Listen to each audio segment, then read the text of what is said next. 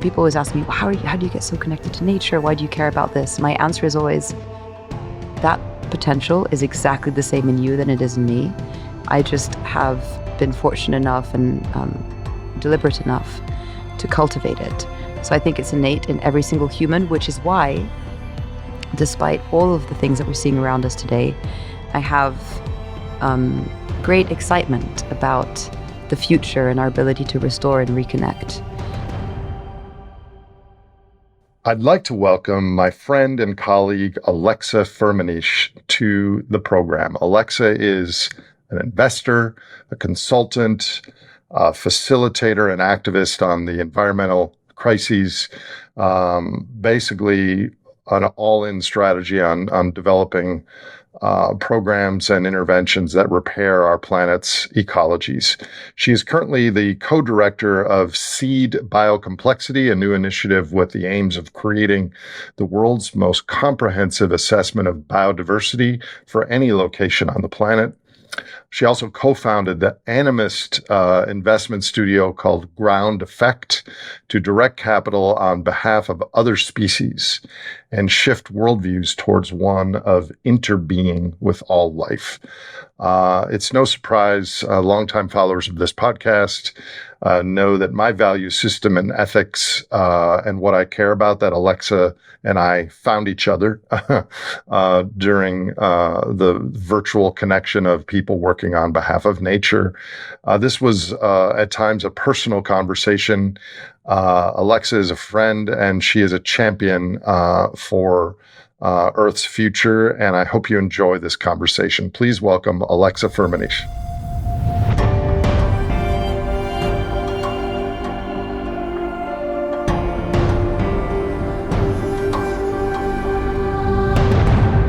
Alexa, great to see you. Hi, Nate. How's it going? I'm good. Winter started here, and I can't bike as much as I do in the summer, but I'm trying to snowshoe and do other things.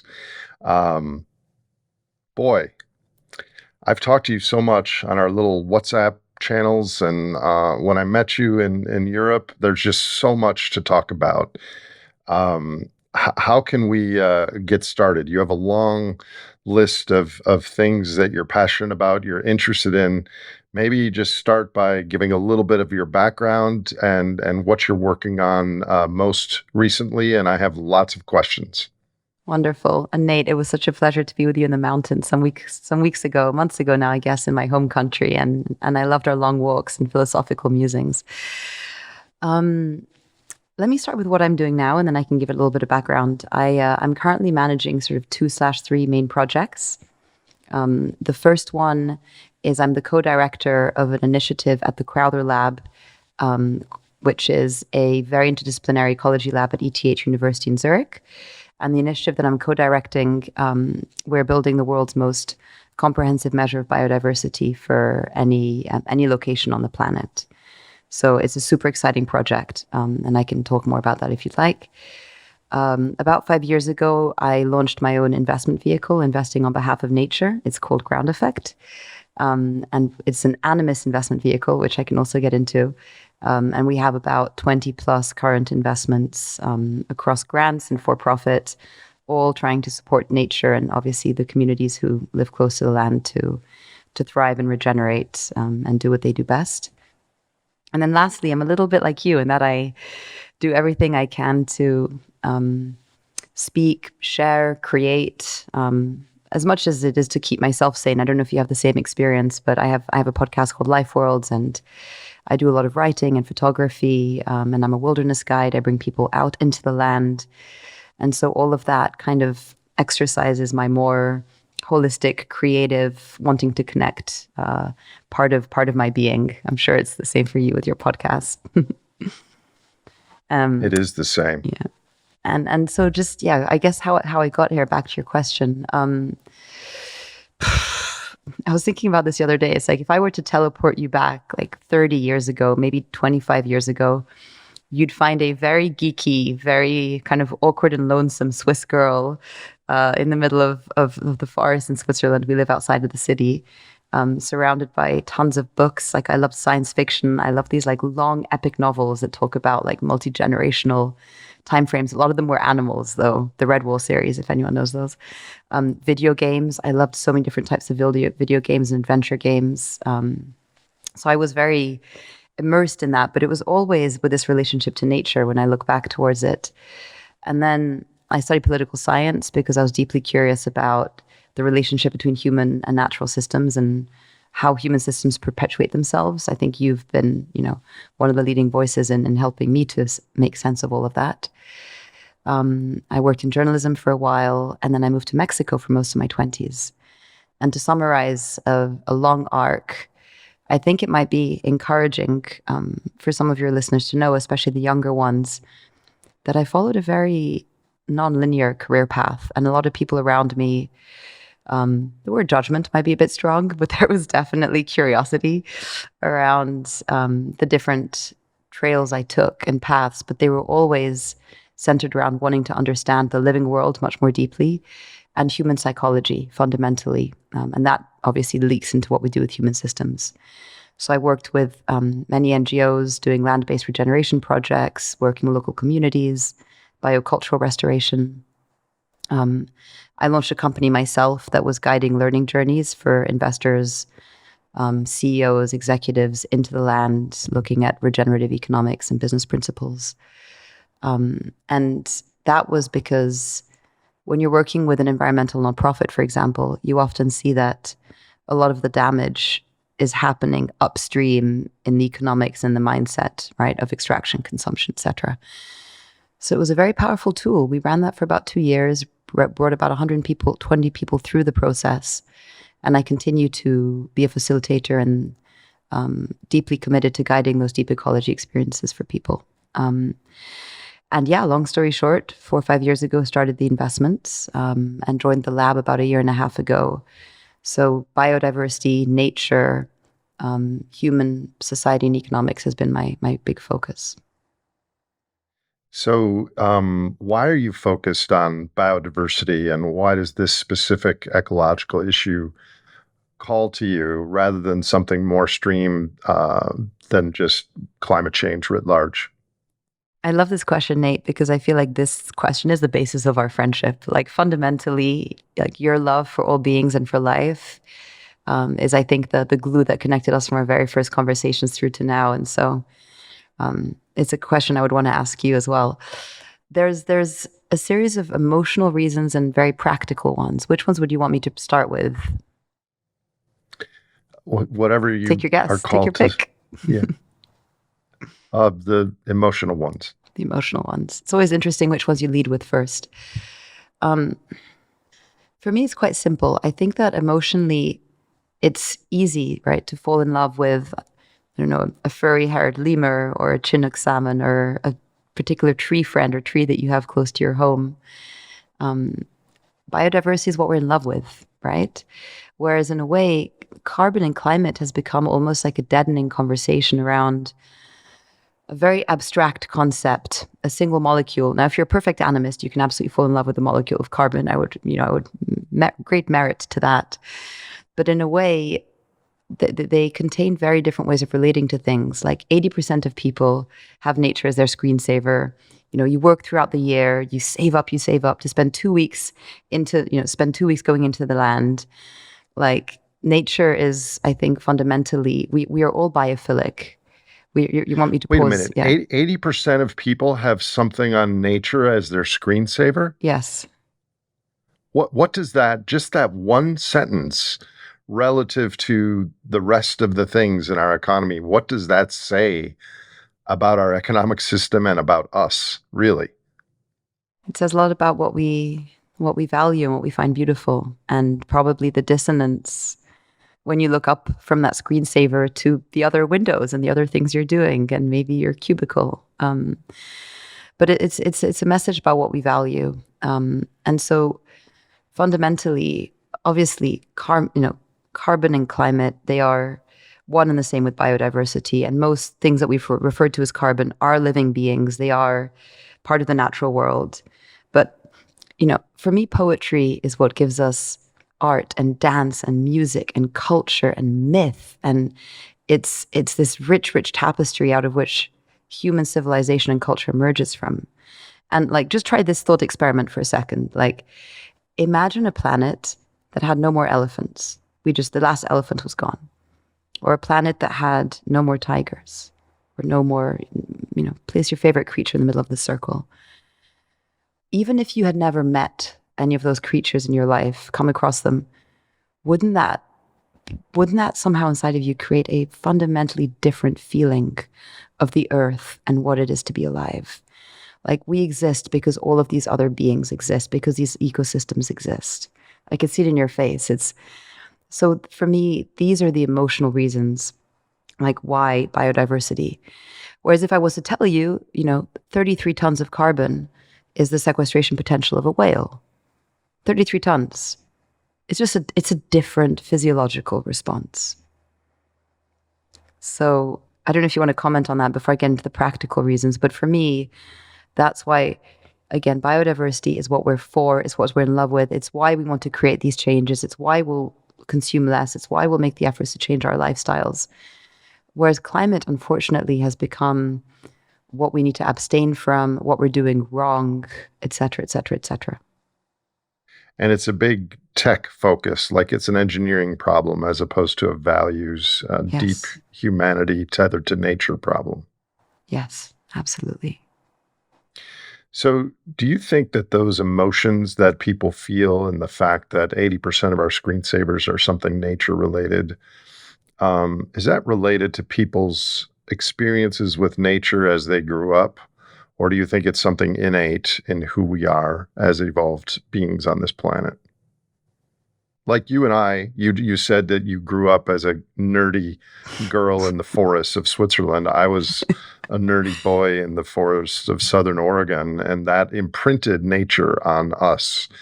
But is that just waiting to be a seed germinating in all of us, and it's just been kind of squelched by our economic system?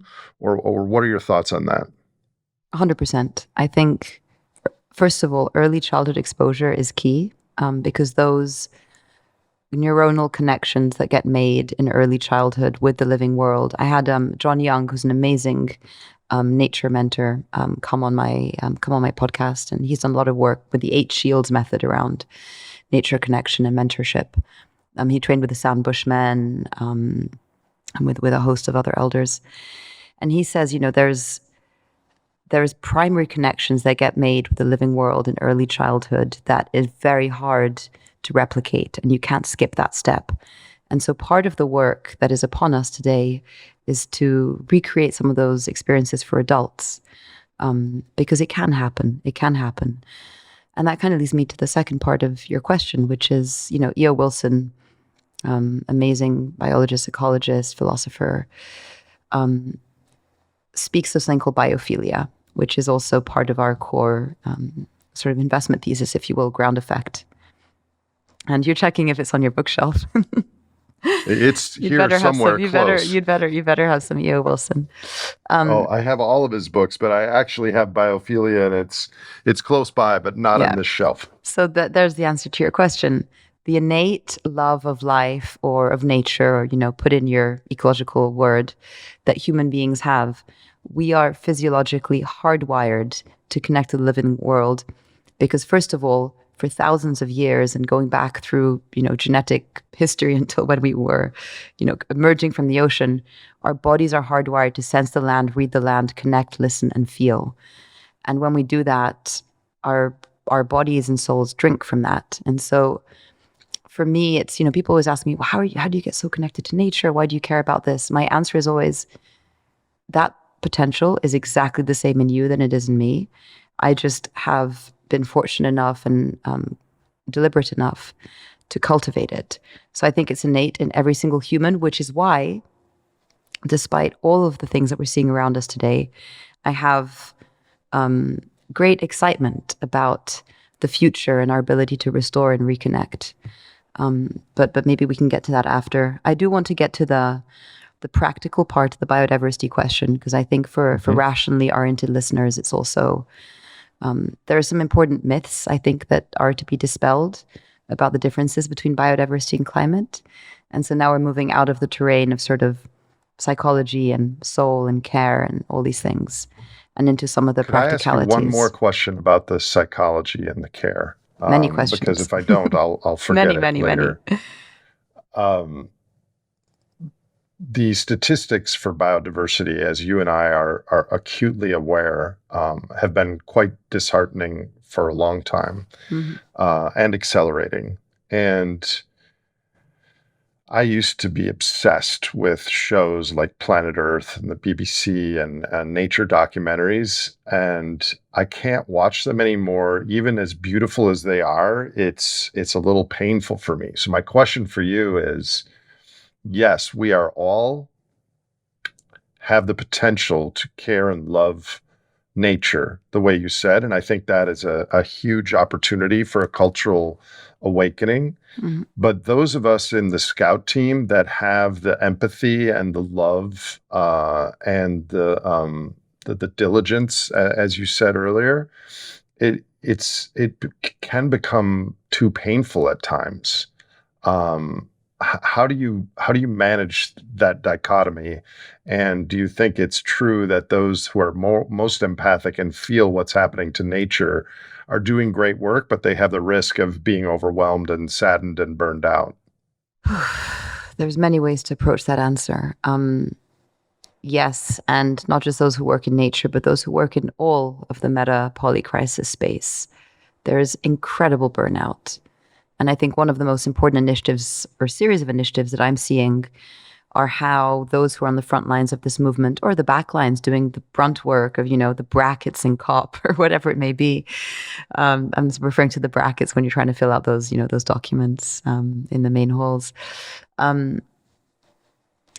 The ability to know how to self-care and regenerate and sort of internal renewal in order to go out and do this work is key. And so we can speak about this later, but one of the areas that we're looking into supporting financially is all around climate grief, anxiety, and care. And I did a podcast episode with Britt Ray on this as well. But personally, Rebecca Solnit wrote this amazing little book called Hope in the Dark. And in that, her definition of hope is the word hope always kind of sat strangely with me.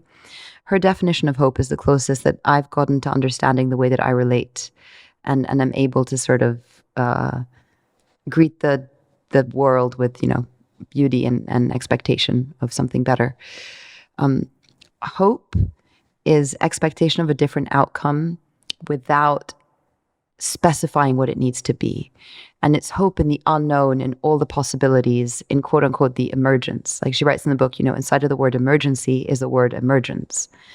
And so it's this notion that, like Nate, how many times have you picked up a pamphlet or a book or some shred of information sort of fluttering across time that landed on your lap, or you saw it on a billboard in, I don't know, Kansas or something. And something that someone wrote or did or spoke or sang at some point in time moved you, possibly hundreds of years later. And so in a way, she has this amazing quote. I pulled out some of my favorite quotes for this podcast because I love quotes. But she has this amazing phrase, right, where she says, like, change can come upon us like drops of soft water that wear away stone, or an earthquake breaking centuries of tension, right? And so in a way, change can happen slowly or suddenly or unpredictably. And when you look at all of the changes that have happened in our lifetimes in the last 100 years, incredible things. So first of all, to all those who are despairing, I'd say, yes, but we have no clue what's coming. We have no clue what these 1,000 points of light will bring. And there are thousands, millions of points of light. And quickly, the second thing I would say is the grief, the fear, the pain, the anger. It's so normal. And also we have to feel it. Because if we numb that, if we can't watch the Planet Earth episode anymore because it hurts us, then we're going to numb our capacity to rile up all the positive emotions, all the fiery emotions that have us actually, do whatever ours is to do, right? Whether that's activism or journalism or reforming the financial system. So the depth of our pain and the depth of our grief, out of that arises a broken heart that will heal and help to like do whatever it can in the world.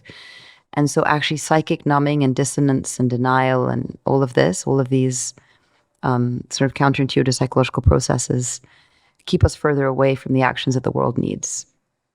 Which gets us back to the need for healing and being kind to yourself and marathon, not a sprint, and some of the other things that you're involved in. Yeah, while you were speaking and using Rebecca's quotes, it reminded me that word combinations, from some other human you will never meet, yes, and visual combinations have the ability to create magic, which is something that's unexpected. You can just, with combining certain words, influence another person's mood and their actions. It's quite something. It's one of our superpowers as a species. Yeah, absolutely. I mean, another one of my great mentors, I've never met her, but has been Joanna Macy. And so I would encourage anyone, badass, elder, Buddhist monk, activist. She created a whole body of work that's called The Work That Reconnects. And it's about facilitated group processes directly pertaining to your question on what do we do in order to feel it all, in order to be able to act. And I think that the one thing that is so insidious and perverse about our current society is individuality in a way, and isolation. So if you're alone watching Planet Earth and weeping, yeah, that's kind of hard, and maybe you have the psychological tools for that. But if you host a screening with 10 of your best friends and you're all a bit sensitive and you feel safe to weep together, like in the collective is when healing happens. Individually, it happens as well, but it's much harder. And so I think that what I would love to see, and what probably will happen as this crisis deepens and also expands in ways we can't predict positively, will be collective places of grief and ritual and mourning, which is a form of activism, which is a form of hope. But so I would encourage people, there's tons of resources out there, and I've got a bunch on my, on different websites, and so do you. Like train up, and Khalid Gibran, an amazing mystic, wrote, "The deeper that sorrow carves into your cup, the more you can fill it with joy." So that has been my experience. Like I'm super gooey, and so I will like break down and cry and feel it, but the next minute I wake up and I look outside and there's a blade of grass, and I'm like, holy, like we live in a world where a blade of grass exists. Like how spectacular is that? Yeah, I hear you. And sometimes I think that energy surplus and the trajectory that we've followed, that material wealth has acted like an accordion to move us towards an individual experience of the world as opposed to a collective one. And I do long for a return. Just the question is, what are the externalities of that return going to be? But beautifully said. Please continue where I interrupted you on the practical aspects of biodiversity. Yeah, no. I think it was a very important it's not even a tangent. Yeah, Nate, it's about developing elasticity, I think, for that pain and how we bounce back and feel and bounce and feel. Practically, and I see this a lot because of my work with the lab. And, you read this phrase, which is kind of even incorrectly written, which is corporations, governments are just wrapping their head around climate, and now they have to do biodiversity. How do we do this? And so there's been this massive ontological, physiological error in the middle of the climate or carbon movement, if you will, that has negated the role of biodiversity and nature at large, let's say. They are one and the same. So first of all, our economy is 100% dependent on nature, not 70, not 60, there's nothing that enables you and I to be here right now if it weren't for nature. Food, water, clothes, air, like you name it. So 100% of the economy is dependent on nature, and yet they've been approached as siloed problems, right? And maybe I can give like 2 or 3 examples of the ways that biological and life processes create the climate and how these feedback loops happen. First of all, maybe some of your listeners know this, but 1 out of every 2 breaths that we take comes from the ocean, right? It comes from plankton, phytoplankton specifically. So every second breath is created by these organisms that are, by the way, dying out because we're packaging them up for omega-3s, and it's crazy. But they also seed cloud formation. So about 60% of the clouds in the southern oceans around the Antarctic are seeded by plankton, because when they breathe, they create little molecules. Those molecules go up into the air and they seed clouds. So very practically, these plankton are seeding the clouds and seeding the climate. Another example is the concept of keystone species, which I know that you know. But these are essentially key creatures inside of ecosystems that activate a whole series of other ecological processes. So when you think of all of the animals that move and migrate through the earth, you have the wildebeest across the Serengeti, right? And they're churning up soils and spreading seeds and making niches for other animals to live. And by pooping, they're, bringing carbon back down to the soils. But they're moving across the land in these like massive vein-like corridors called wildlife corridors. And you must see them as if they were cells inside of your body moving through veins. It's the same with the salmon, right? The salmons that take their annual migrations. I'm looking out the window, like from deep out in the ocean. They collect all of the nutrients and they come back up, nitrogen, phosphates, and they come back up and they swim upriver and they die, hundreds of miles from the deep ocean where they initially spawned. But those massive, migrations, like movements of all these fish, are literally feeding the forest. So as all these creatures move, they're feeding the trees, they're feeding the carbon, they're cycling these ecological processes. And they are part and parcel of the carbon cycle. And so a paper came out a few months ago that maybe you can link in your show notes, that show that the reintroduction of a lot of these keystone species, like the muskoxen, the bison, the wolf, certain fish, can detonate huge cascades of carbon capturing inside of ecosystems. So salmon and wildebeest are keystone species. Yes. So not only is biodiversity important in its own right as a separate issue than climate change, but biodiversity is part and parcel of climate change because of the sequestration and the ecosystem services. What happens if we start to lose a lot of keystone species? I think the easiest way of bringing this home is that the earth is like your body. Well, the earth really is your body, and if you look at all of the continents, like organs, the creatures are the connectivity between them. The all of the kind of connectivity, right? The amino acids, the blood cells, the whatever you name it. And so these creatures are keeping the Earth's stability in check through feedback loops.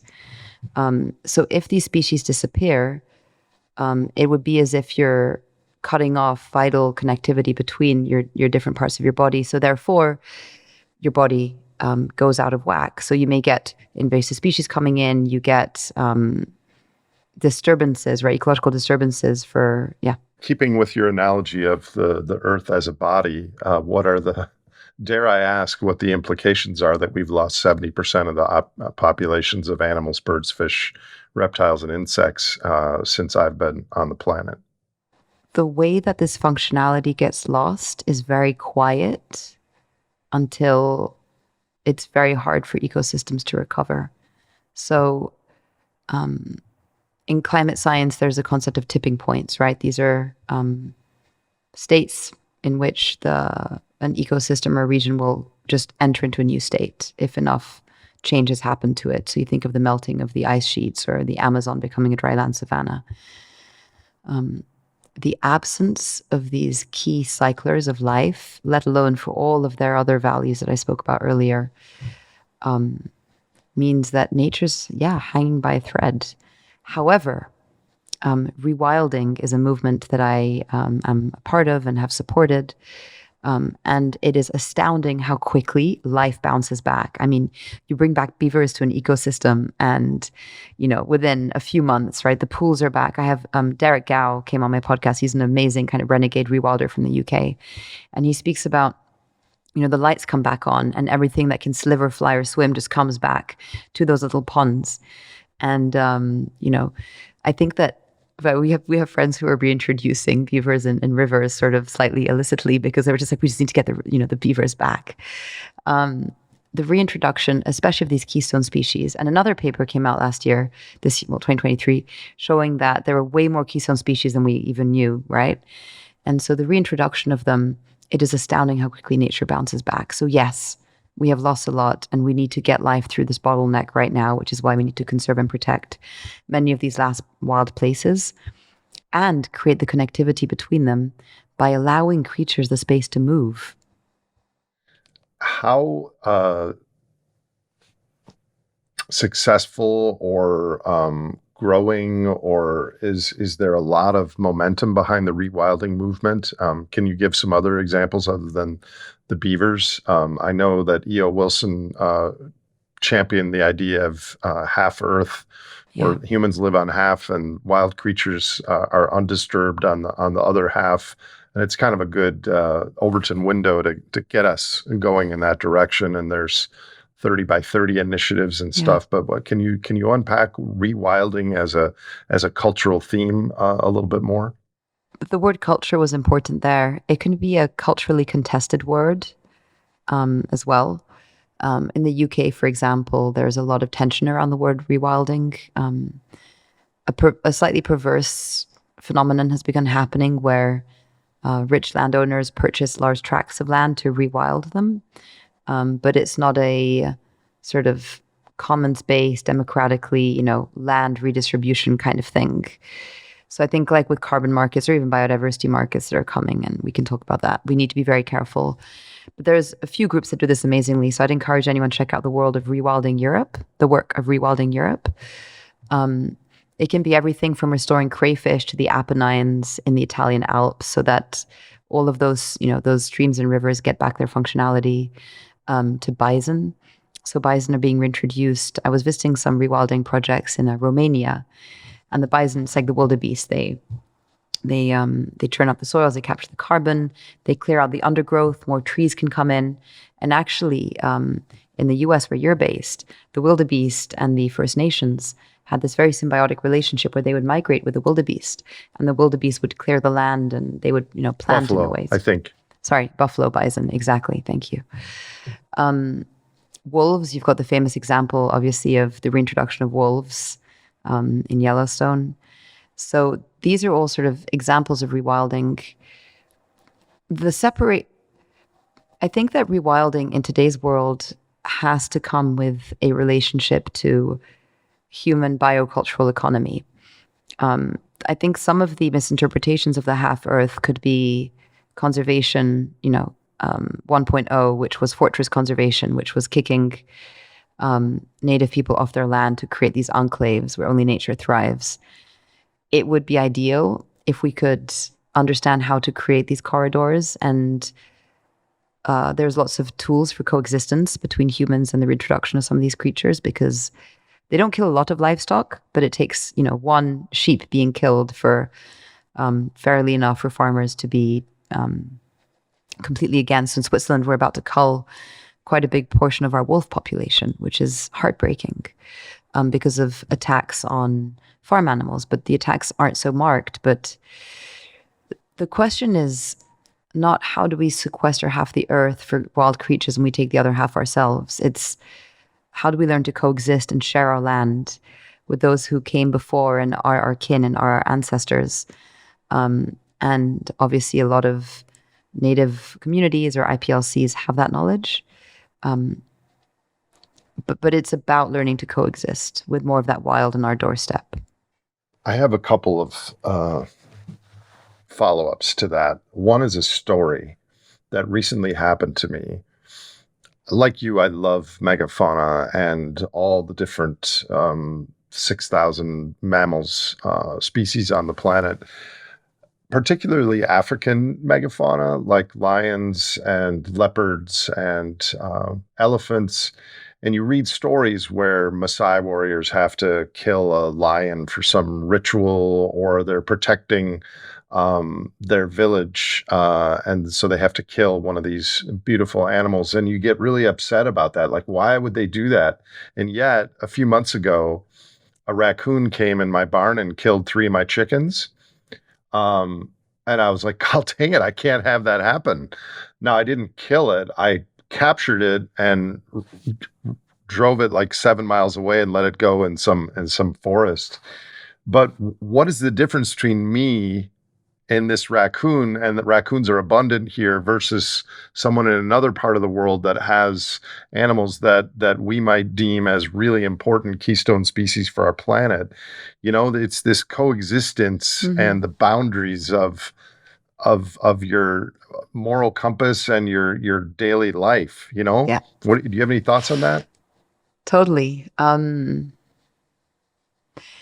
There's a lot of kind of interesting initiatives emerging in terms of how we can use technology or different tools to make those boundaries more productive, let's say. So, for example, if you're thinking of Africa, which is why I thought of it, African elephants can often charge into towns, villages, or farmers' plots, and it's really an issue. Africans hate bees. African elephants hate bees, right? And so initially some of the communities would put beehives surrounding the fields so the elephants would just stay away. But it's been shown that even just the sounds of the bees drive away the elephants. So now there's a sort of bioacoustic approach where people are placing the sounds of bees to keep the elephants away. You can tag the creatures and have alarm signals when they're coming in, or warning signals. So I think that there's ways that we can be intelligent about that coexistence. On a psychological level, I think the separation that keeps us from, I think it's perfectly sane that you get angry when that raccoon kills all of your chickens, right? Like, and I don't know what ancestors would have done in some idealized 2,000-year history. Like, maybe it would have been exactly the same thing. But there's something about coexistence here which strikes me as well when it comes to how many humans will be migrating and how we are going to have to let in our human kin that may appear so fundamentally different to us, but who essentially also need home and place to live in. So it's a deeper question on how we begin to work on human beings' internal relationships to duality or otherness. And I would believe that the same skills we cultivate on a human level may transpire into how we relate to other creatures if we're deliberate enough about it. So on the emergence and hope rabbit hole, if it were possible to tap into the love for nature that you think resides in all or most humans, we still are in an economic system that's based on profits, tethered to energy, tethered to extraction. And so that's the cultural goal. But I'm just wondering if there could be, you can pay 5% of your taxes in this currency or in this thing. And that thing you only get by doing rewilding or regenerative activities in the area where you live. Could something like that happen from the ground up if there is the political change of consciousness in lots of people? Do you think, is the question the feasibility of putting in a tax like that, or that some kind of tax like that would change people's minds? Well, I guess I'm looking for a way to link the love for nature Yeah. and the powerlessness we feel in our current economic system to exhibit our love for nature. And this way is linking the incentives with the behavior a little bit. Michael Sandel, Harvard professor, wrote this book, The Moral Limits to Markets. And you're nodding, maybe you've read it. And Heard of it, not read it. yeah, it's a good read. I recommend it. He speaks about some of the dangers of replacing intrinsic values with extrinsic motives. So specifically, I've been swimming in this because I've been concerned about the monetization of nature, or which is happening anyway, but how do we design that more intelligently? time and time again, it's been shown that if you replace a civic desire to do something, that's coming out of, collective restraint or some sense of duty to the common good with an extrinsic motive, namely money, the initial intrinsic or moral reasons for doing that erode. So, for example, a town in Switzerland was asked if they would accept to be a nuclear, don't want to call it waste site, but if they could bury nuclear waste in it. And initially, something like 60% of the town said, yes, okay, we'll do it. And then the government said, well, let's try and get that a little bit higher as a percentage. And so we'll offer you also a financial reward on top of that. And it's astounding the amount of people who consented actually dropped half, because you replace the intrinsic good civil care with this sort of carrot, if you will. So that's a microcosm of our global situation in ways, yes? Well, I think relating it to, if, heal nature and here's some money needs to happen. This is the dilemma we're in. Like, we have a very, very narrow window to get life through this bottleneck. And if we don't create financial mechanisms right now to protect and restore nature inside of this current economy, then we'll be losing a lot of our life support system, right? And all of the other things I stated earlier. But if we only do that, and if we don't think about the more fundamental psychological relationships we have to nature and also healing that divide, I'd be very concerned about the deeper humanness, if you will. So I think that putting in a tax like the one you described, people may accept it or they may resent it because it wasn't chosen by them, and it's not arising out of some deeper intrinsic incentive. Well, it wouldn't be taxing people. It would be relieving tax if you did these regenerative, rewilding things. So it would almost be like a subsidy. I think we should do an experiment on it. There's also experiments being done on universal conservation income. So what happens when you give communities just UCI to look after ecosystems? And what does that do to values? I think mapping the values inside of pilot schemes like that would be very meaningful work for someone to try and do. Okay, so someone listening, start that up. Keep me posted. Yeah. But yeah, this gets at one of the core arguments within the field of ecological economics. There's a lot of people within that field that want to put prices on ecosystem services and include those in the market. And others are like, those things are priceless. And once you monetize them and put a dollar marker on them, it changes their value to us as human beings, and they become part of the economic extractive system, granted with probably more accurate prices, but they're prices nonetheless. So is this kind of what you're getting at? Being the natural world and the financial world, are they compatible at all?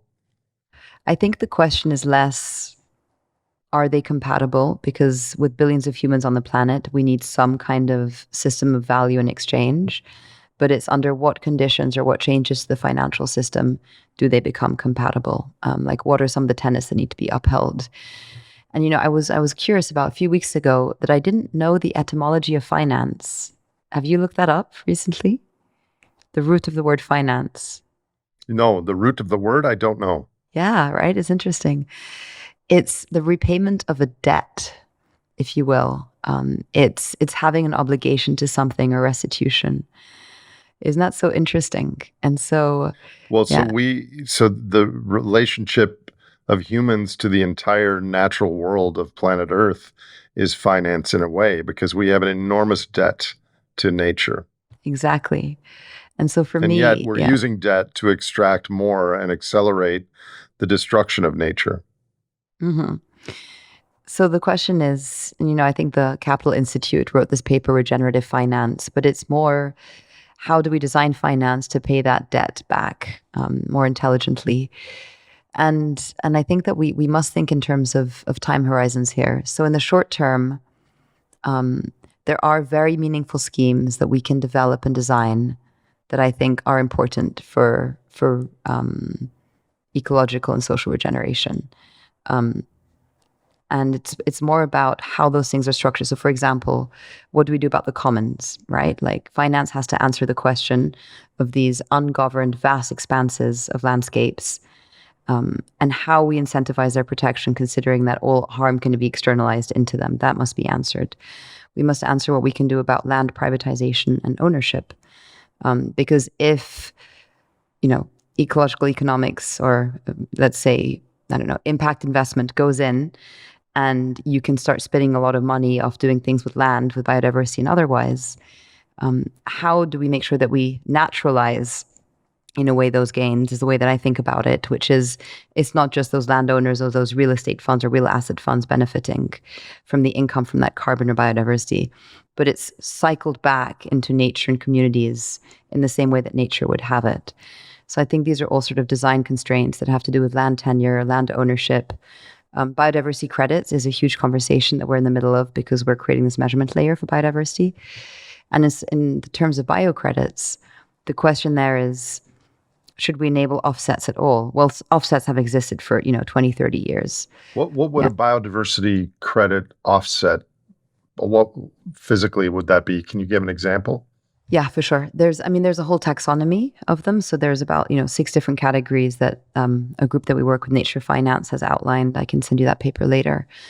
An offset can be everything from, most offsets are hyper localized. So you're a developer, you need to raise down a forest, or you want to raise down a forest to build a shopping mall or an apartment building.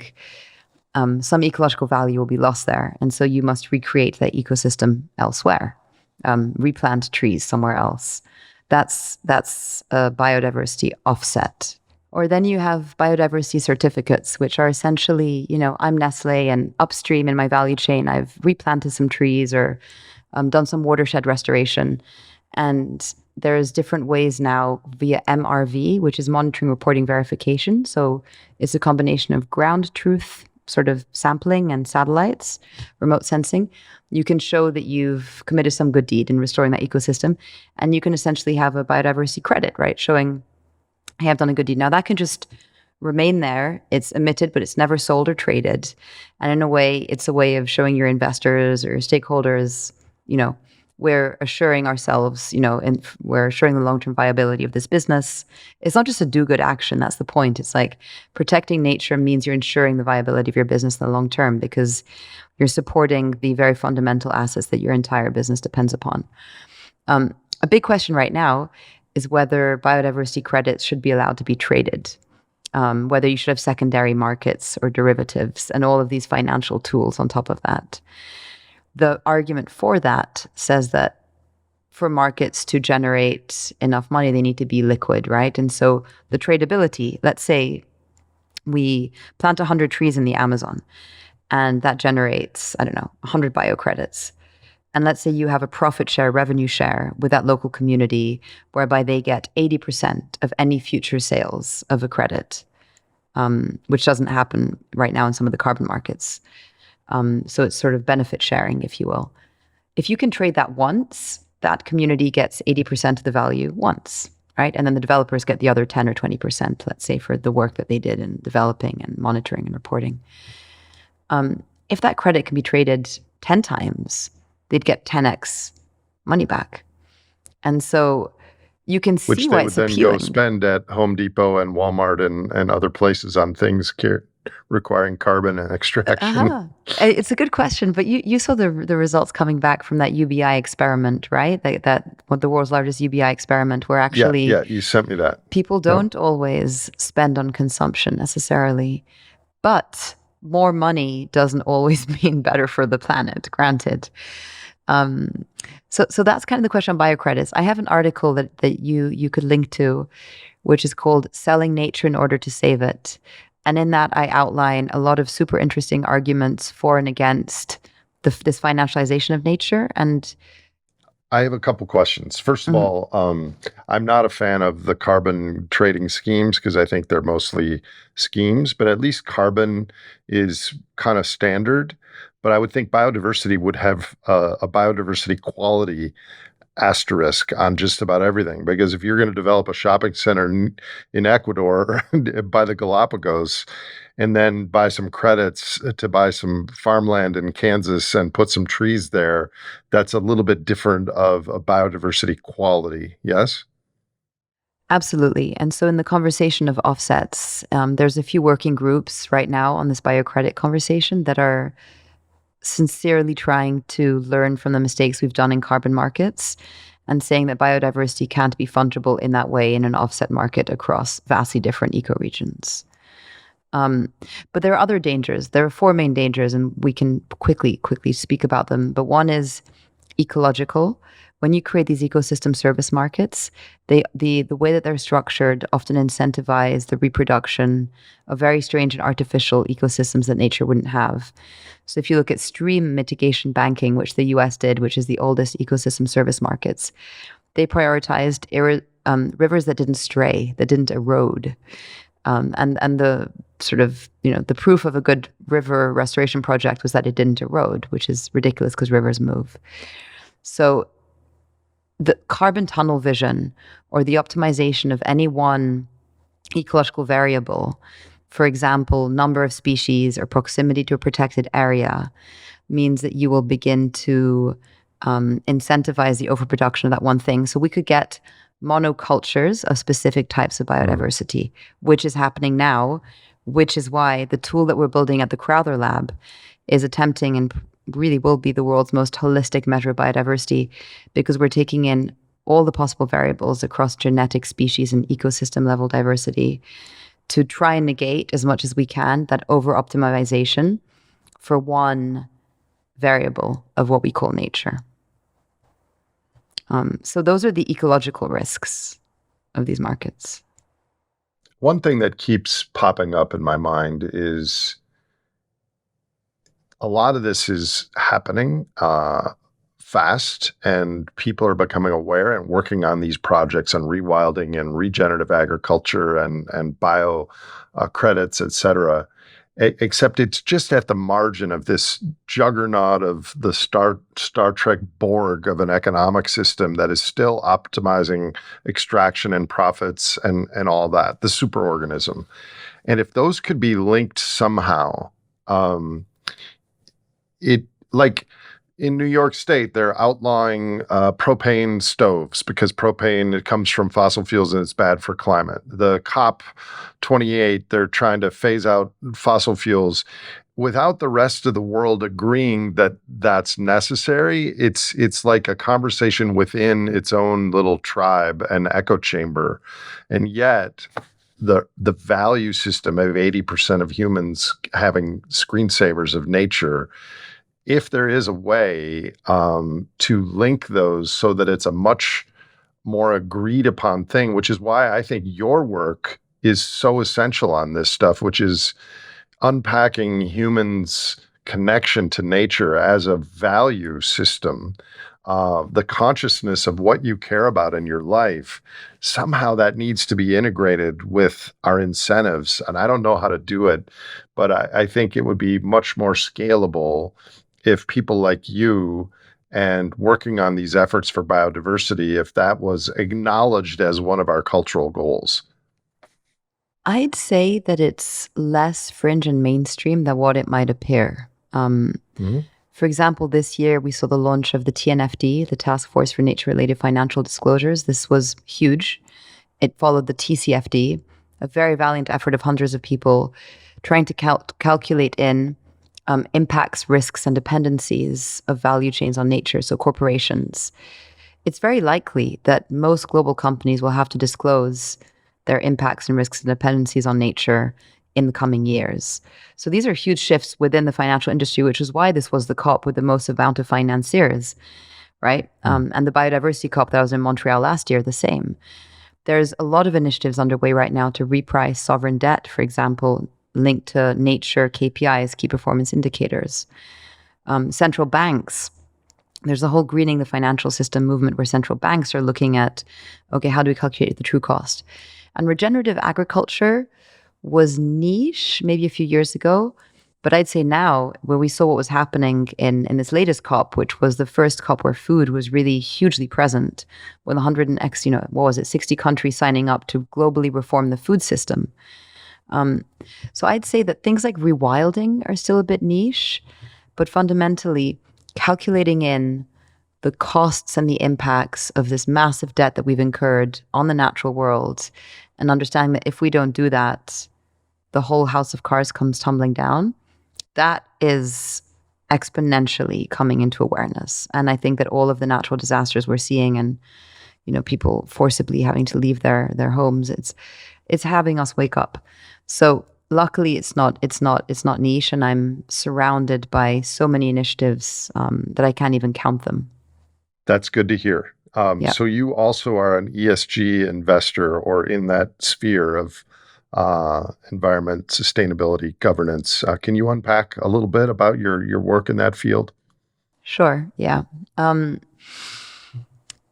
think ESG is sort of it can be a box ticking exercise. I think we've seen what we do with ground effects is that we invest with a worldview and a philosophy, which is this indivisibility that we have with nature. It's fundamentally saying, if I was this ecosystem or this this species, what do I value? What does nature value?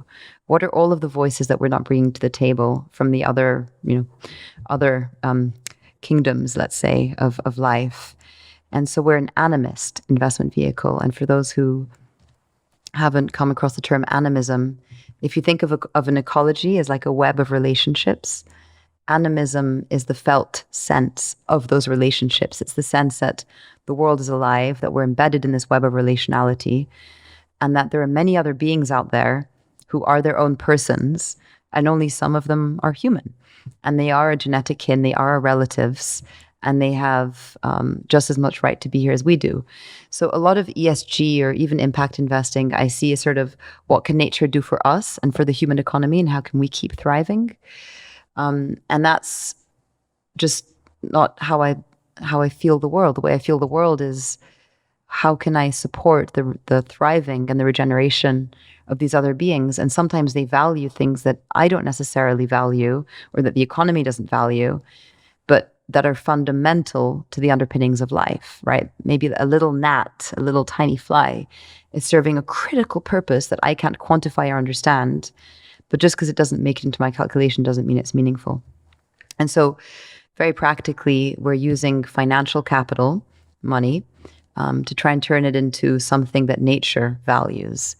And we do that in a few different categories. So we fund Earth's living processes, so agriculture, food, soils, rewilding, biodiversity initiatives, large landscape restoration, preservation, core scientific research that really illuminates the awe and the wonder and this kind of ecological backbone of all life. So we've given some funding, for example, to the fungi, the mushrooms, the mycelium that support everything we see above ground.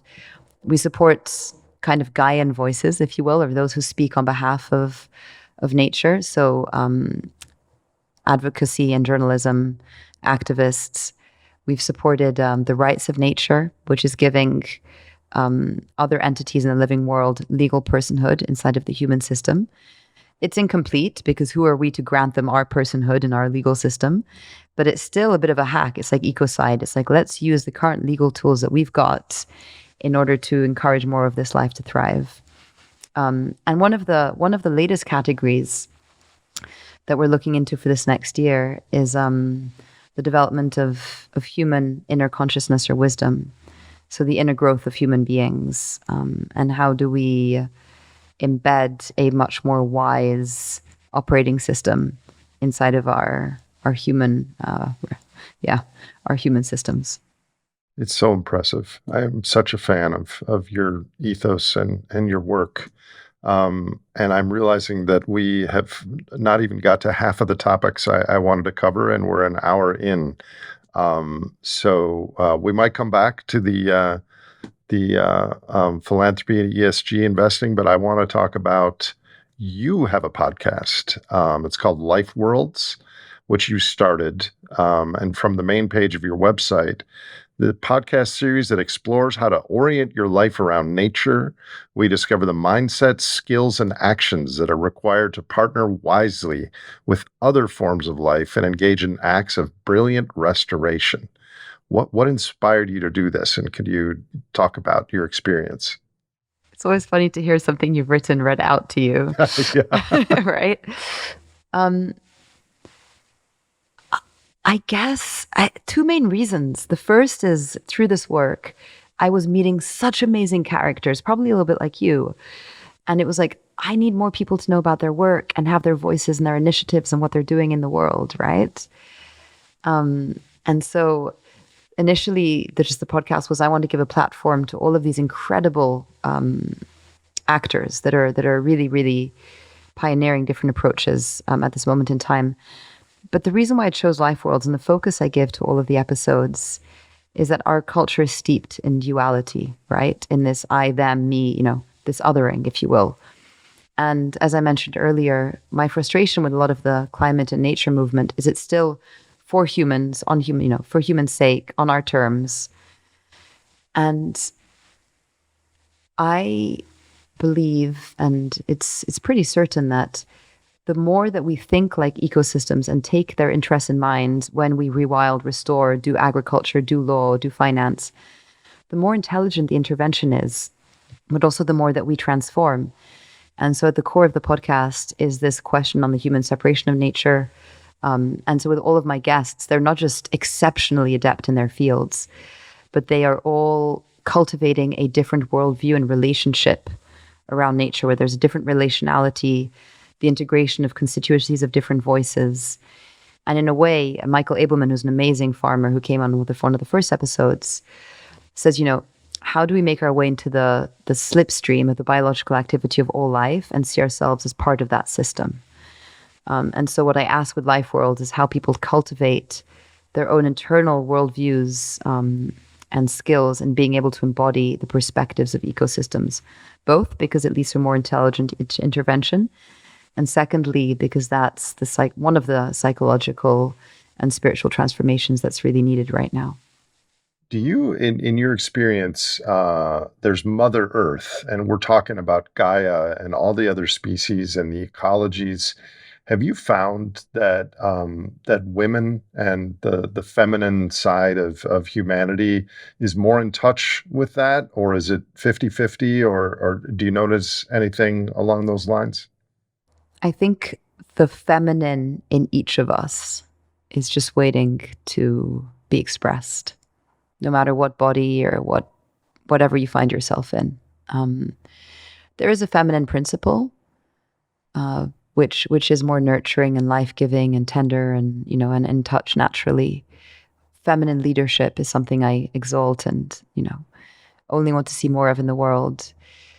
And I would love that all of those who are more in their masculinity to also have the permission to be that. In a way, it's like indigeneity, like we are all native to this planet.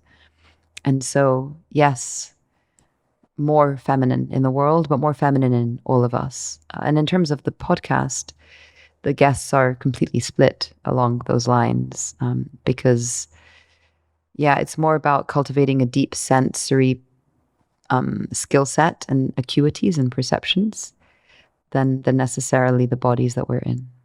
So one of the points of your podcast is it's important to view the world through a non-human lens. And you and I, when we observe what's going on in the world and the ecosystems and the impacts, we do that. But do you ever actually go so far as to empathize and imagine some creature in nature you're looking at and imagine what it must be like to be a spider or a gopher or a squirrel or an orangutan or a leopard or whatever you're seeing? Do you go that far and try to imagine what life would be like living as such a creature? Come to one of my dance parties. No, I think that metamorphosis is a very archetypal and guttural inclination of human beings. And so what I mean by that is throughout time, our ancestors developed ways through ritual, ceremony, dance, song, beat, whatever you name it, to embody the life worlds of other beings. I think it is fundamentally part of human culture. I mean, here in Mexico, I was in this crazy room the other day with about like 2,000 tribal masks from across the country, dancing masks. And some were human, some were non-human, some you couldn't figure out what they were.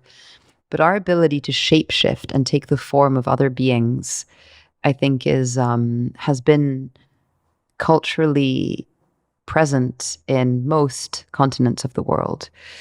So do I personally do it? There are nature reconnection exercises that can train you in physically embodying the different acuities of another being. And it's quite interesting when you playfully give yourself over to that process, and you're not going to do it very seriously, sitting there, I'm going to become a wolf. But like, what would it be? And it's a fascinating process, and we've done it with people you wouldn't expect, right? Like very A-type C-suite executives, but everyone has their own space, and we can tap into something very deep and very ancient if we do this. In terms of an investment thesis, quickly, because it's some part of ground effect. It's like a permaculturist where they say, spend 12 months observing the land before you make an intervention. I think that if you're trying to restore an ecosystem or create an intervention in any kind of nature-based context, imagining what it's like for that ecosystem to be, in the same way that if you're trying to design an intervention for a human system, right? Whether it's shopkeepers or farmers, what is their life like? It doesn't mean you have to like wear their clothes and become them, but a sincere curiosity is critical, I think, in this work. I agree with that. So do you think before organized religions way back in the day, we were all animists? That was just kind of the way things were? Many people a lot smarter than me on this topic have said yes.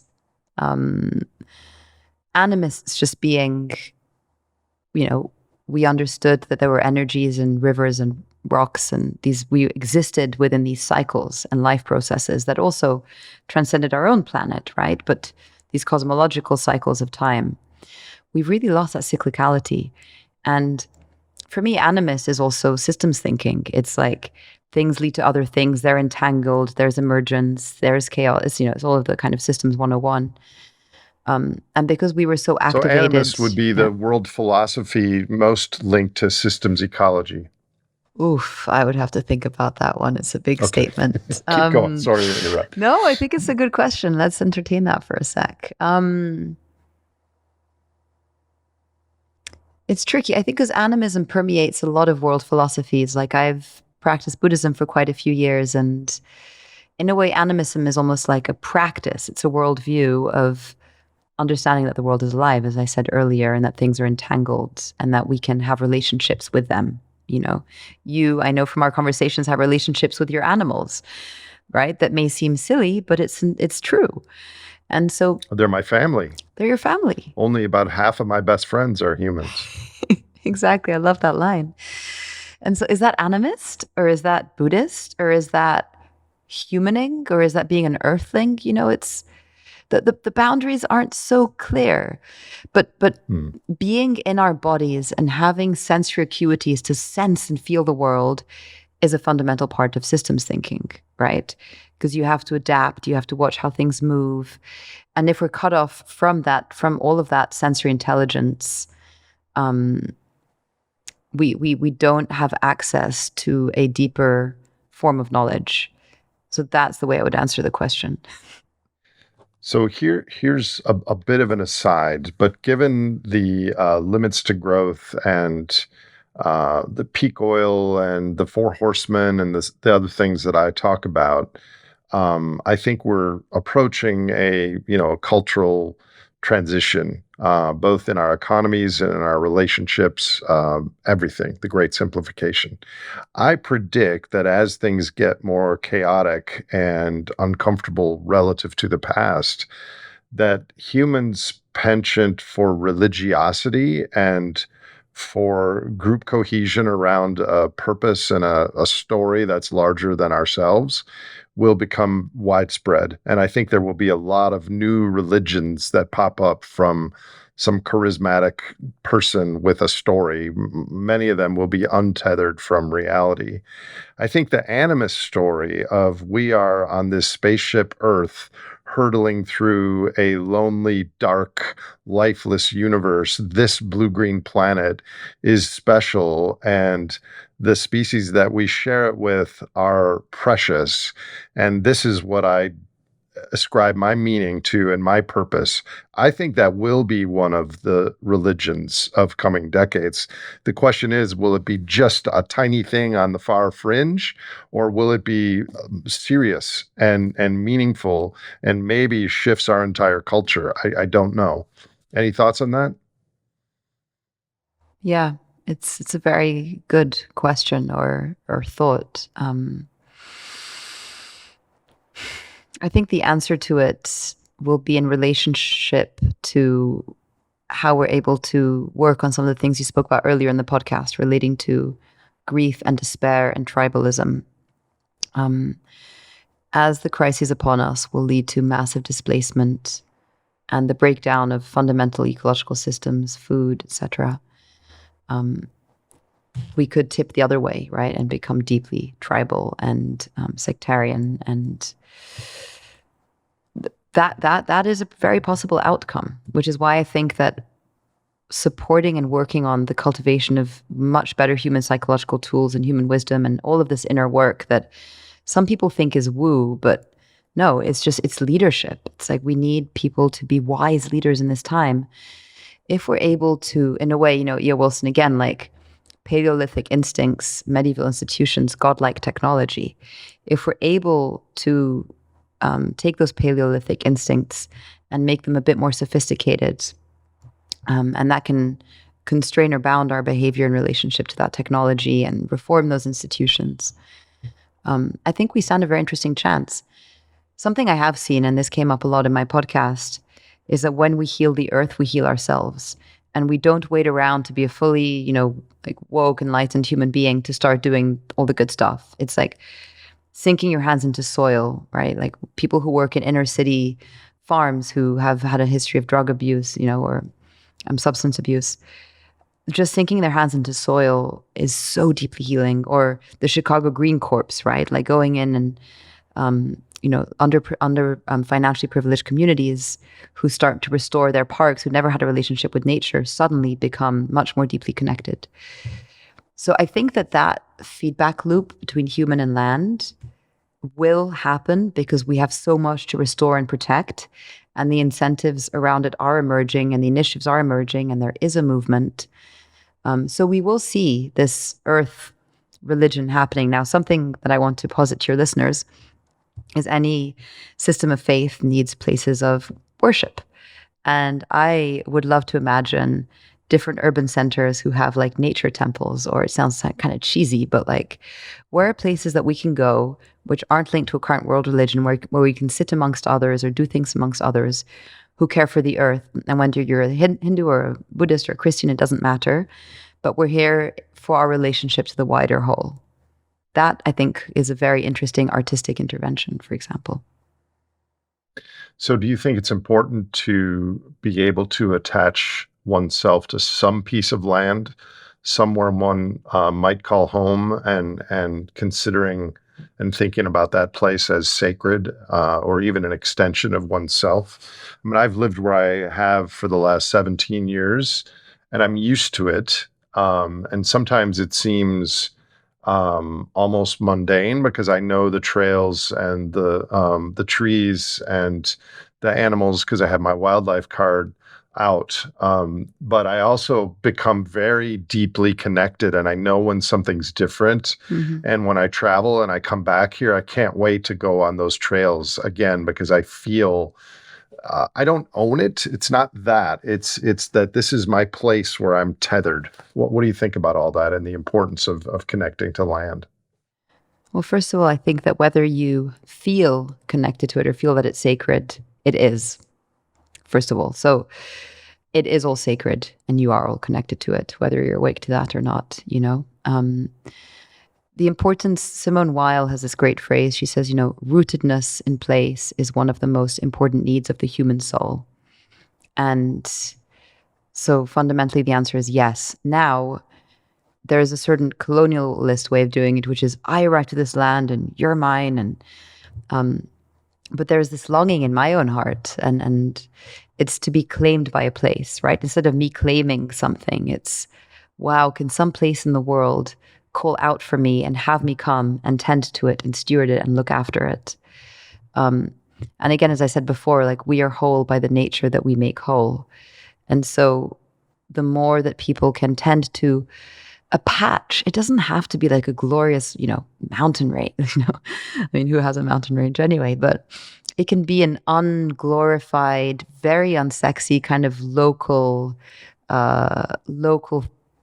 place that you tend to, but it's a relationality between you and the world and a place you get to know its seasons, how it expresses in different moments.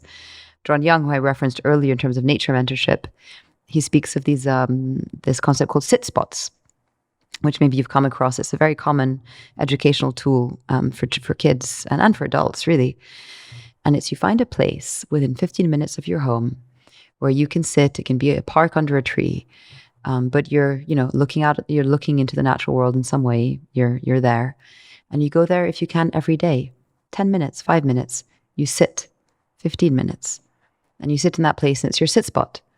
And I can't tell you, Nate, the amount of people I know who have been given this practice and now do it regularly. I'm talking like 50, 60 people.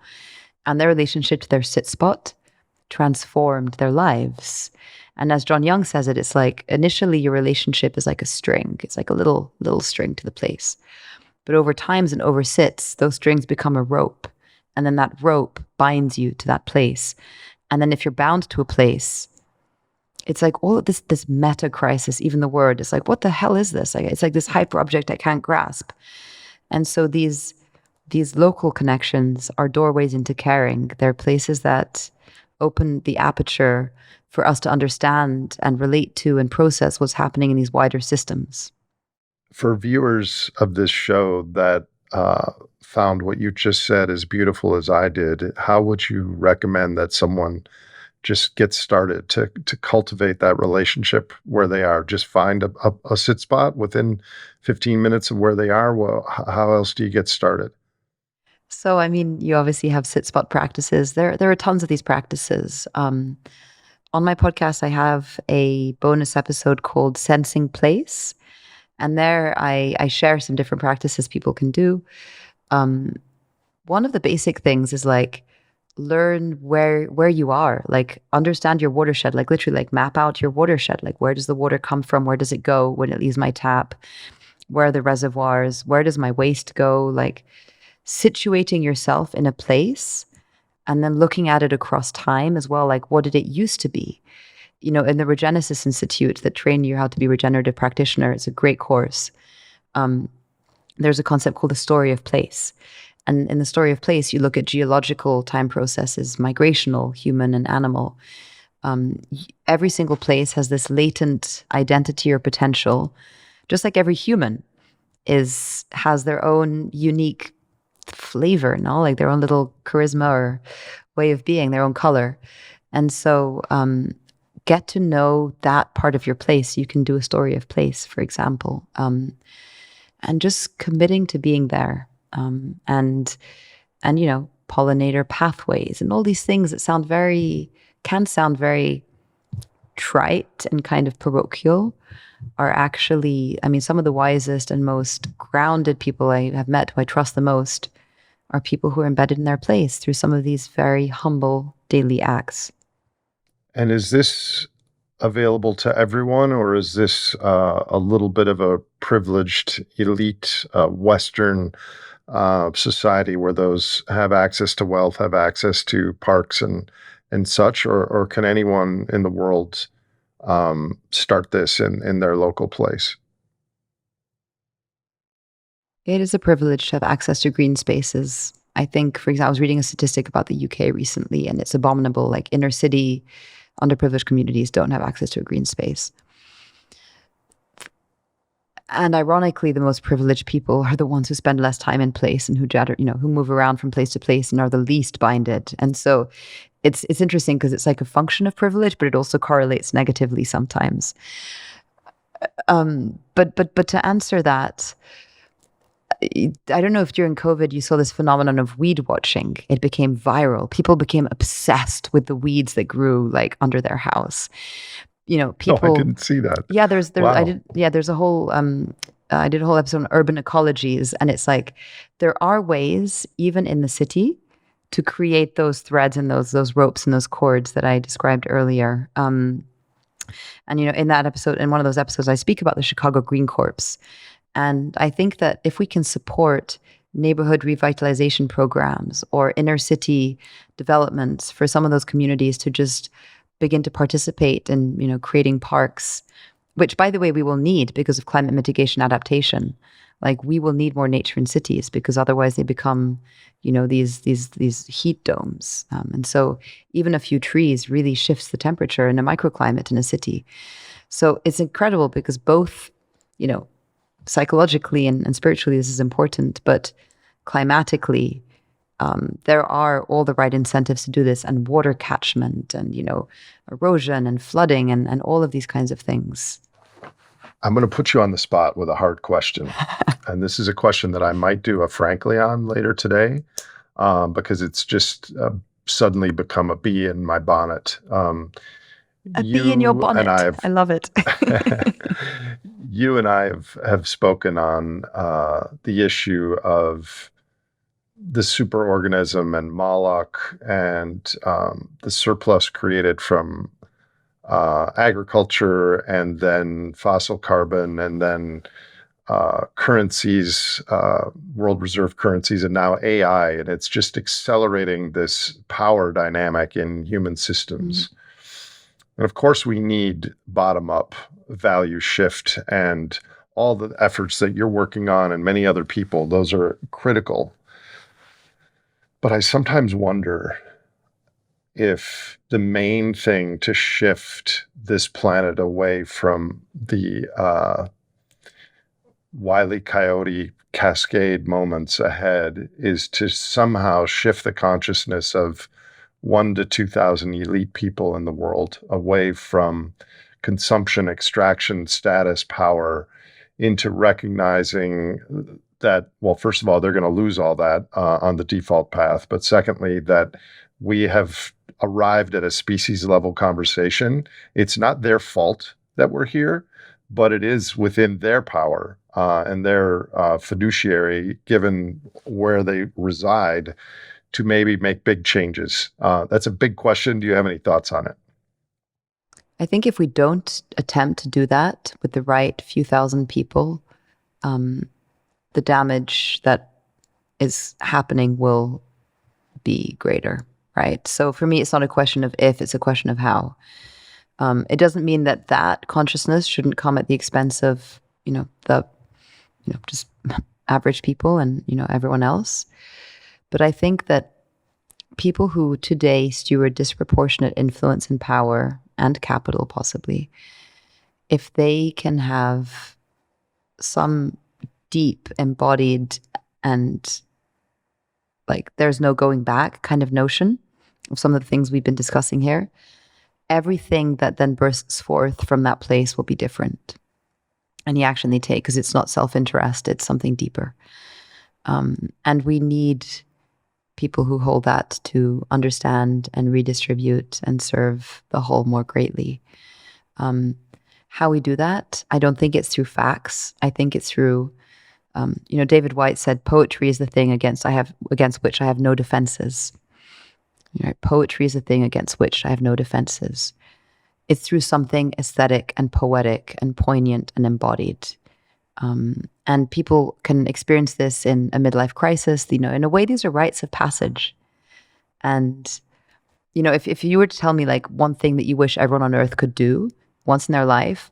I would say hopefully when they're younger, in their teens, but bring everyone through a rite of passage, like a vision quest in the land, which is a transformational moment when you realize that you're embedded in and depend upon systems much wider than your own self or your own ego.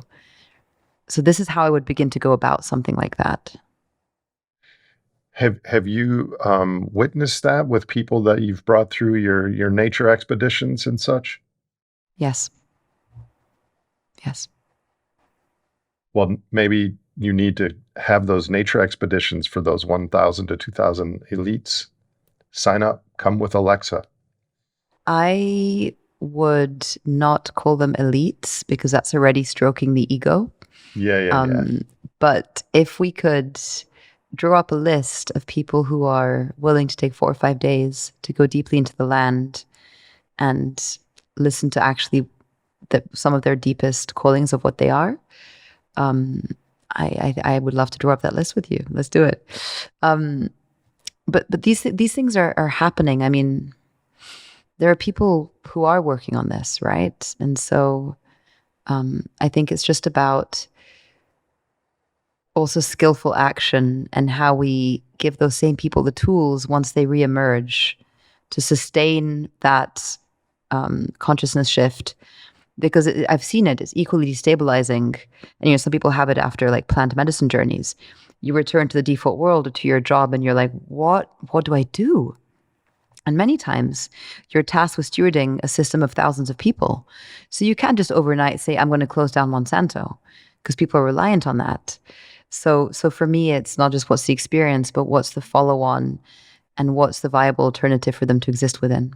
So you mentioned the importance of poetry, to which we have no defenses. And then based on what you just said, is there a way that we can incorporate science and art together? What do you think the role of art and creativity is for the Metacrisis space, and specifically biodiversity and the things you're working on? I think that science helps us know what we need to know. And I think that art moves us into doing it or understanding it. So art... So they're both necessary. Absolutely. Art, I understand almost as culture, right? And in a way, our arts have emerged from culture, or co-create culture, which emerges originally from nature itself. But culture is the edifices that we build towards, right? It's the gods that we build edifices for. And so if the biodiversity nature movement doesn't become a cultural movement, an artistic movement, a vocal movement, think about extinction. Extinction can be silent and just devastatingly heartbreaking.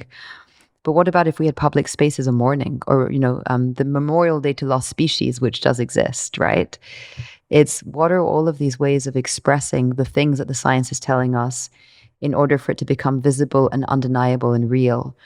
And you and I were together in this, what was it called? Scandinavian Impact Safari that Small Giants created. And one of my big takeaways from that safari was, make it real. Like, let's make all of the examples of how we can live differently, physical and tangible and touchable, how we live together, how we farm, how we do urbanism, how we do energy. And for me, that is art, that is culture. It is embedding something that is a philosophy or an idea into something real and lived for daily people's lives. Thank you. I happen to agree. You've listened to some of my podcasts, so you know some of the closing questions that I may ask you. I might mix them up a little bit. I'm just so impressed by the work you're doing, and I spent enough time with you that you are such a machine in... machine is not the right word, but you're just so productive and on the ball and capable. I just wish there were thousands or hundreds of thousands of humans like you. The world would be a much better place. For people listening that are resonating with your words and are aware of what we face, do you have any personal advice on how to be alive at this time, how to cope, how to engage with these challenges? By the way, Nate, right back at you. Right back at you. Yeah, I think there's three things. There's kind of my mantra. One is learn to see beauty. The other one is join your comrades, and the other join your comrades, your friends. And the third one is contemplate death. So very briefly, learn to see beauty. This world is astounding, even in the depths of the war and the crises that we're facing. The fact that you and I are here alive, like the amalgamation of different things that had to come together for this to be, for friendships to meet and form, for the ocean to be. So cultivating that beginner's mind and learning to see the world anew every day with the eyes of a child or the eyes of an alien, just like descending upon the earth and saying, how did this come to be? Right? Because in a way, that beauty is what sustains us. And so, like, Nate, go back and please watch your Planet Earth shows and cry and see the beauty in them and don't shy away from that. The second one, I think, is like join your comrades, which is there are so many good people working on brilliant stuff. Like, if you're ever bored, there's something wrong with you. Or maybe you're being deliberately bored, which is also important. But like there is so much that you can do and so many things that you can join. And you're not alone in doing that. There are incredible people out there doing this work. And so just go join them. And the third one is about contemplating death. And this I take from the Buddhist practice, and it's a Plum Village practice, but it's 1,000 millennial old teaching. And it's every morning I wake up and I do my meditation and my little morning things. And I contemplate that I am of the nature to grow old. I am of the nature to get sick, and I am of the nature to die. And that everyone around me is of the nature to grow old, to get sick, and to die. And everything that I care for and everything that I love will one day die. And you sit there, and there's some guided meditations online you can find, or I can send them to you. And you contemplate profoundly what it is to slowly, slowly have all those things vanish and disappear, yourself included. And if you do that on a daily basis, the wonder that you have and the sort of self-arising gratitude you have from just being here right now, today, in your senses, is profound. Do you do that every day or repeatedly? Yeah. Wow. Wow. I've done it a couple times and it was profound, also quite scary, but I never thought you'd do it every day. Wow. Okay. On that note, yeah. No. Yeah. I'm gonna both do that, and I'm gonna find a sit spot on the land here later today. What about young people? I mean, you work at ETH Zurich. You're surrounded by a lot of young people. What advice do you have, especially for young humans who are resonating deeply with what you're saying about the natural world, but are aware of all these things? Do you add any others to the beauty and the joy and the meditating about loss and death? I can only speak to things that have helped me, because I don't know what it's like to, be 18 or 19-year-old today. But there are youth movements that are growing that are wonderful. I would, if I was in those shoes, I would join some of these youth movements and like educate myself profoundly on all the ways that I've been, or unlearning, if you will. So I love reading arcs of deep history, going back, thousands of years. I love reading biographies of people who have built movements or changed the world. I think there is so much historical context and precedent that can get lost in today's runaway world of AI and tech and all the social media. So as much as we can, like situating ourselves in those longer arcs of history and human evolution and those who've come before, I think is probably incredibly important. And another thing I would say, which I mentioned before, is like, don't be scared to feel and find contexts and containers that'll help you through that process and where you can help others as well. Do you have any specific 1, 2, or 3 book recommendations on the grand arc that were meaningful, helpful to you? Yeah, for sure. I really liked Lewis Mumford, Technics and Civilization. He speaks about the ways that psychology shapes forms and technologies and vice versa. Very interesting, very interesting. I really love Jason C. Scott's books, like Seeing Like a State or Against the Grain, that kind of contextualize The Great Simplification. Actually, Nate, his books are about simplification, like deeply. So I have against the grain. seeing like Yeah. the state is almost better. And then, gosh, I can't even give you a third one because I would even say something even like a Fridge of Capra book, like something that speaks about systems dynamics and spirituality in these wider arcs. In terms of biographies, I'll come back to you because there's almost too many to name. You could send Lizzie a list and we'll put them in the show notes. Do you Will know do. Fritjof Capra, by the way? Not personally. Okay. I'm trying to get him on the show. I don't know anyone who knows him. Okay, awesome. I'm not going to ask you what you care most about in the world because I already know, unless you want to add to that. Yeah, I mean, what I care the most about in the world is that everyone can wake up and realize their own divine nature. It sounds super cheesy, but we are all spectacular beings. And if people could wake up and perceive their non-duality with each other and with the world, like fundamentally, and that they're fine how they are, we don't have to consume, we don't have to strive, we don't have to postulate, we don't have to step on other shoulders. Like this feeling of like you are enoughness and rightness.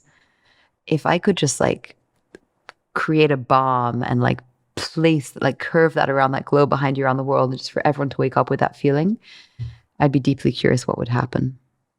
So you are at a university, and I think there's 240 million college students, humans around the earth.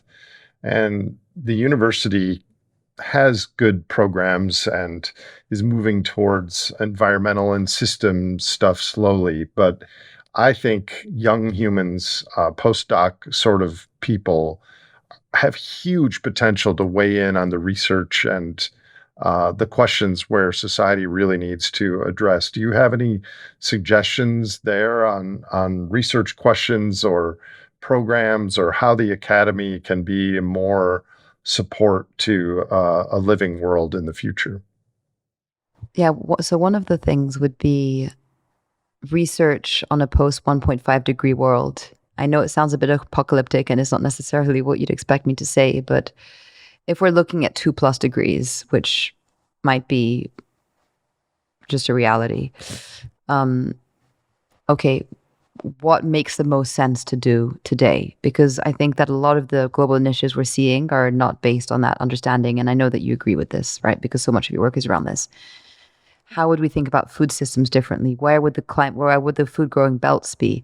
How would we think about, voluntary migration of people already now? How would we start designing social systems? Like, there's a whole lot of planning that we could be doing that we're not, because business as usual, a little bit more green is the name of the game. It changes everything, and energy depletion changes everything. So within the academy, we have climate people looking at, we might be headed for a 1.5 to 2 degree or higher world, but that doesn't make it into the rest of the academy and the law and the ecology and the agriculture and everything. No. That's a great point. This would be critical research. Like, I've been looking for a map. Please tell me if you have it or if any of your listeners do. Of let's say 2.5 to 3 degrees. What can grow where food-wise in that? What are we planting today that doesn't make sense for that? What should we be planting differently? Food and forests, obviously. And the human implications of that are obvious. I don't have to state them. So this gets to the heart of one of the dichotomies in our world, which is evidence at Dubai the last couple of weeks, is for the academy, for a tenured professor to get resources to fund that and be an acceptable research project within his or her university. There has to be like a phase shift in the thinking of the higher ups and where the money comes from and everything. It's almost, no, we don't want to go down that path. That path is, because if that research is needed, then it calls into question all this other stuff. I hope it can happen, but do you see what I mean? There's like two conversations going on. I do. I would be curious to hear from people who have wanted to study that agenda if they've struggled. And I could imagine that there would be academic or other homes to host that work. And it could be inside of foundations, for example. I mean, the role of philanthropy is not to be underestimated. So maybe it's not inside of academia, but it's finding some good researchers to do that. And very quickly, the second thing I'll get people to study is sort of climate or biodiversity psychology, and like, how do we really move people, and how do we create incentive systems that are differently than what we've been doing before, because things aren't working so well. How does the communication really work? And a lot around that, like, human collective processing capability. I think a lot more concrete research on that, on the psychological component, would be critical. So when I asked you what you most cared about, you kind of used your bomb to change people's recognition of what they're capable of. But instead of a bomb, if you had a magic wand, is there anything you'd like to add to that to change the default trajectory of humans in our planetary future, if you could change one thing?